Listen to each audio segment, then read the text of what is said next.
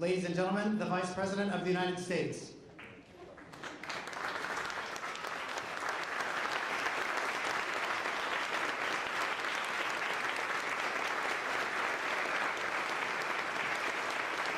Ladies and gentlemen, the President of the United States, accompanied by the Honorable Julie Su.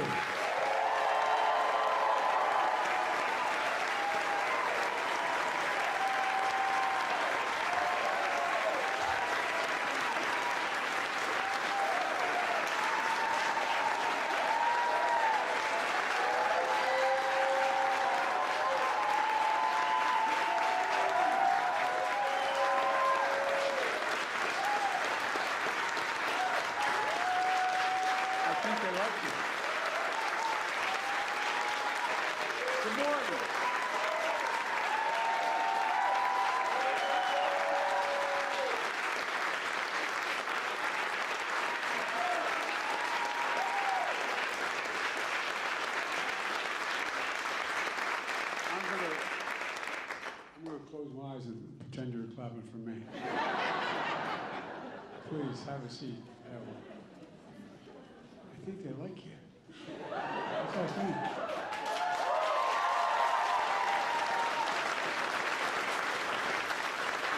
You see this senator right here?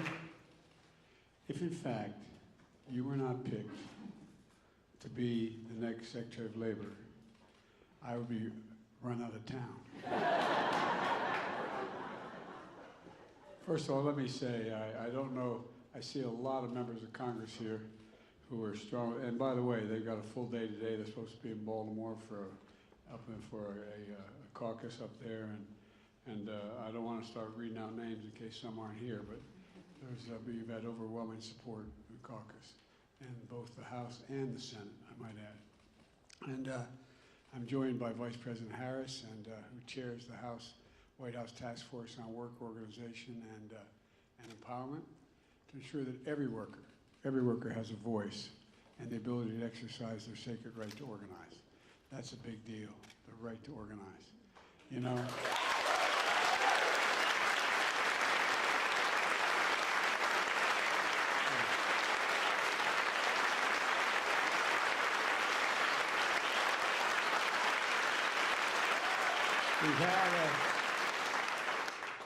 We've had no better partner in this effort, and so much more that he's done than Marty Walsh from Boston.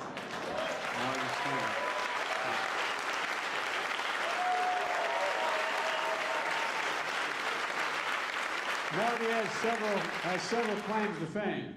He's a proud son of Irish immigrants, mayor of Boston, was for the last 2 years Secretary of Labor, and I assume he knows something about hockey.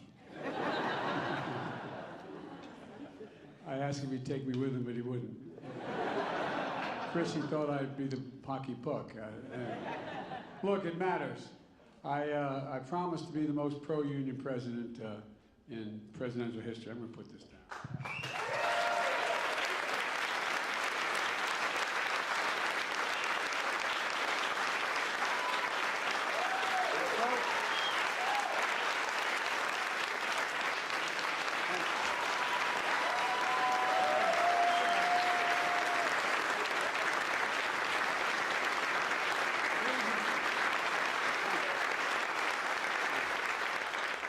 The reason I ran was to rebuild the backbone of this nation, the middle class. Grow the economy from the bottom up and the middle out, not from the top down. Because look, when in fact you build it that way, everybody does well. The rich still do very well. They don't get hurt. It's like it's not the punishment, you know? But when it trickles down, not a whole lot dropped on our kitchen table when I was growing up.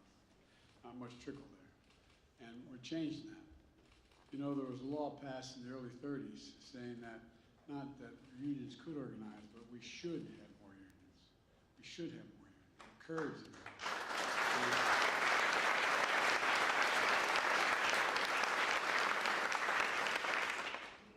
We're all guided by things that we've heard our parents and our grandparents repeat 1,000 times growing up as a young person.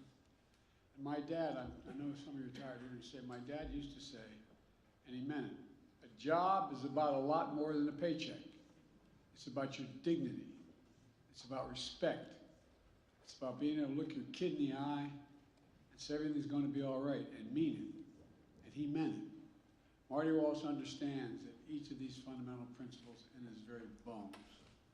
The past 2 years, he made incredible progress in my view, and Marty's been an overwhelming reason why we have made that progress. Our economy sees record job growth. Historic laws that I've signed are going to create even more new jobs in years to come. And Marty put us on track to meet the bold goal of 1 million new registered apprenticeships by 2025.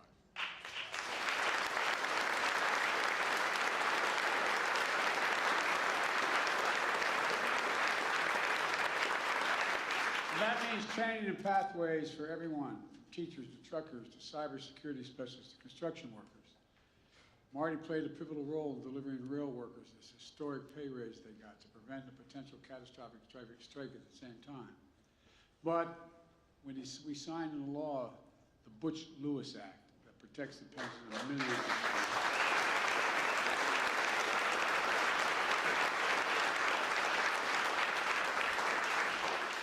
Sounds easy now, but it was a long time in coming. Thanks, Marty, for all your hard work. Marty's done an incredible job fighting wage theft, combating the way that workers and labor is exploited, and protecting workers and their rights and their safety. You know, for example, he helped recover more than $520 million in back wages for liquidated damage from more than 335,000 workers, I should say. And he made sure employees understand the National Labor Relations Act, again, didn't say we should allow unions, it said we should encourage unions. And we're going to continue to do that. Thanks to Marty's leadership.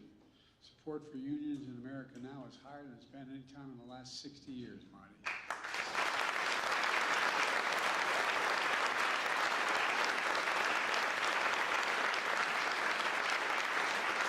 I've known Marty a long time. I know his heart. Marty, thank you for everything you've done. Thank you for standing up for labor. Thank you for standing up for ordinary people. And thank you for having my back, pal.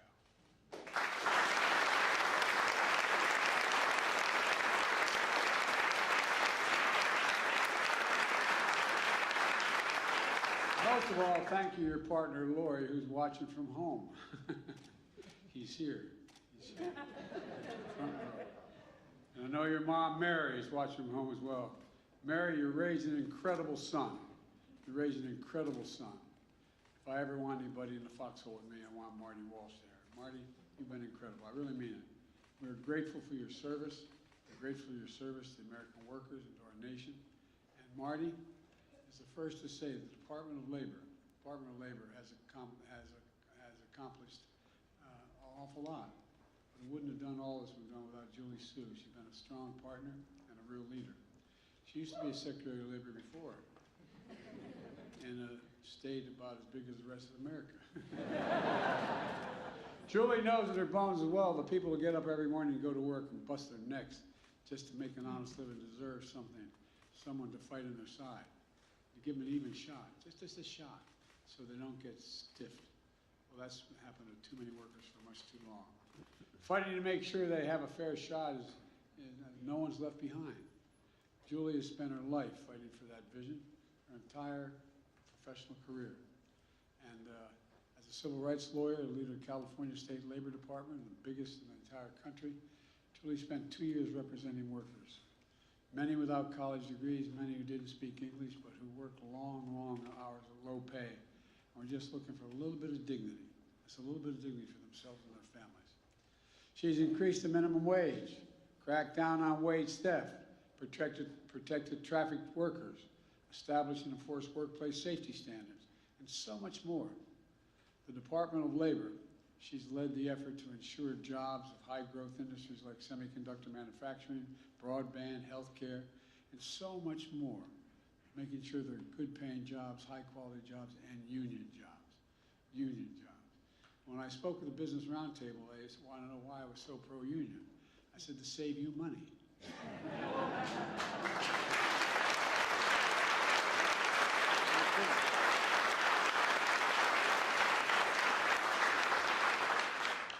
most Americans out there think you want to be an electrician, or you want to be a laborer, you want to be a carpenter, you show up and you get a job.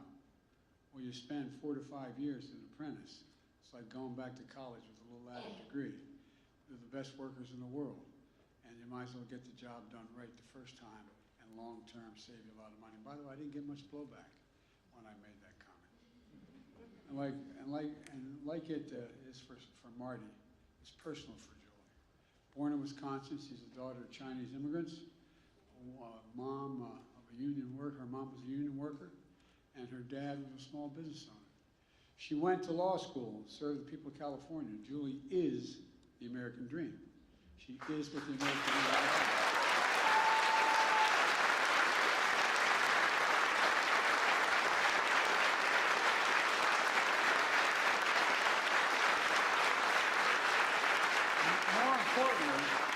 I think even more importantly, she's committed to making sure that dream is in the reach of every American. Every American. That's what she's all about. She's going to make sure it happens as the 4th Asian American woman in my cabinet. But you know, I know Julia's most important title is mom, and she has 2 accomplished, wonderful daughters. Stand up, girls, will you?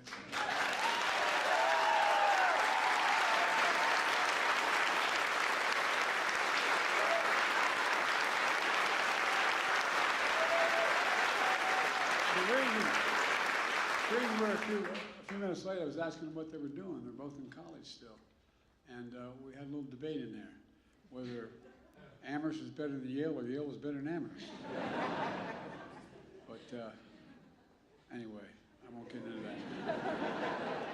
It's my honor, and I mean it sincerely, my honor to nominate Julie Su to be our next Secretary of Labor.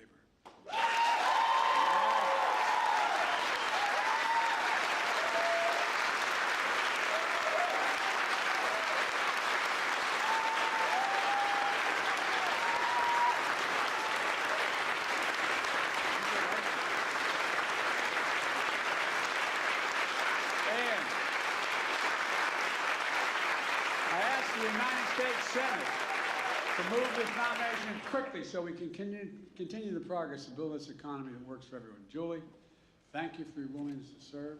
Thank you for all you've done, and thank you for what you're about to do. God love you, as my mother would say.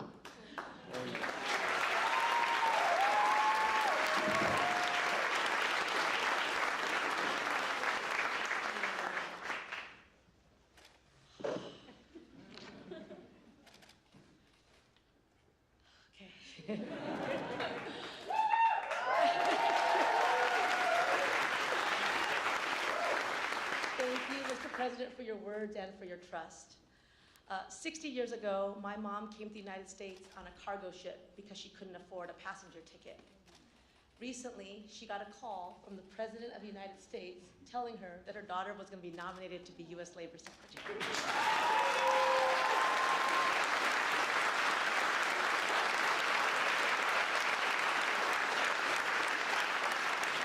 So I believe in the transformative power of America. And I know the transformative power of a good job. I know because it was the kind of job that my mom got that had predictable hours, paid sick leave, health benefits, a secure income, and a pension when she retired. A union job that gave my parents a path to the middle class and gave our family the kind of breathing room that the president talks about. We have never had a president who has made workers, worker well-being, and worker power so central to his vision of a strong nation and a strong economy.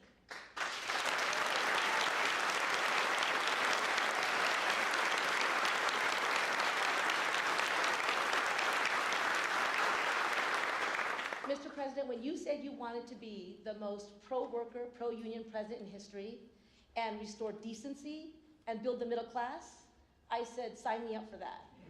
I want to help do that. And it's been my honor to be the Deputy Secretary. Those shared values are what I will work to make real every day. To Secretary Marty Walsh, with whom I have worked side by side, you embraced a true, real partnership between us from day one.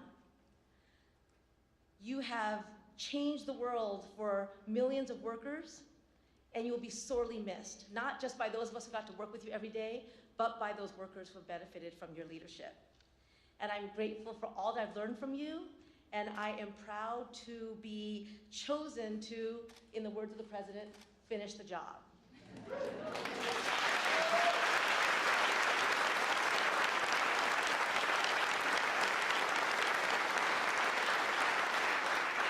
I have also been able to work in close partnership with the people who are the Department of Labor. To my team who's here and across the country, especially the career staff who have devoted your lives to the mission of the DOL, you are the heart and soul of the department, and I'm thrilled to continue our good work together. And I stand here today deeply grateful for community. And as I look out, I see that today is a celebration of that community. When the President talks about those who've been forgotten or invisible, I know what he means because I have spent my career fighting for them to be seen. So to all workers who are toiling in the shadows, to workers who are organizing for power and respect in the workplace, know that we see you, we stand with you, and we will fight for you.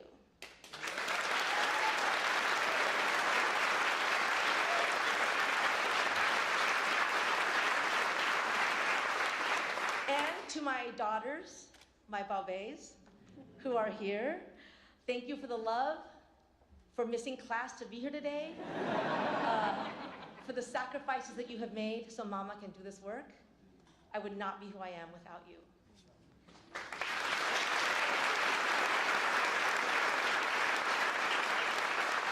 We have an extraordinary opportunity to build an economy where no one feels invisible, where every individual and community not only gets to benefit from the President's transformative vision for America, but also gets to help make it real. So let's build together. Thank you so much.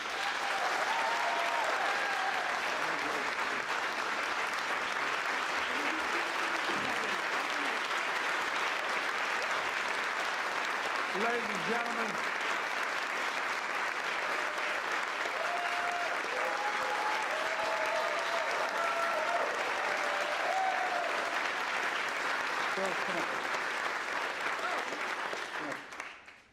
ladies and gentlemen, I know there are more presidents in this room than I've met with the G20 presidents, of unions. But I also know there's a bunch of cabinet members here.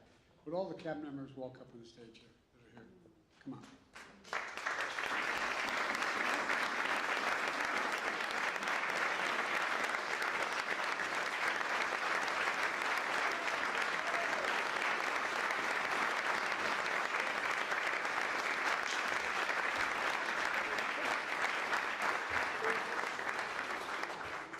The reason I did, I want to know if anybody's working today.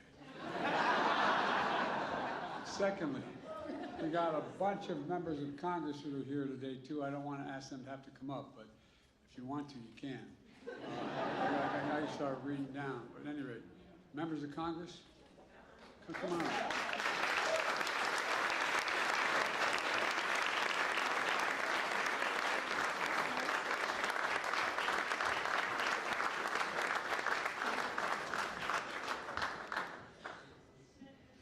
I want you to know, maybe your strongest, most intimidating supporter is right there, the distinguished senator.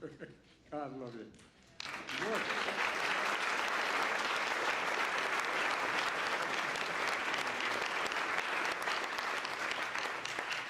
All kidding aside, putting politics aside, we can do a lot of good things. We have a shot to really do some really good things that are totally consistent with everything about what this country's about. And I'm just anxious to finish the job here. And so thank you, thank you, thank you. Thank all of you, and I wouldn't be standing here were it not for labor.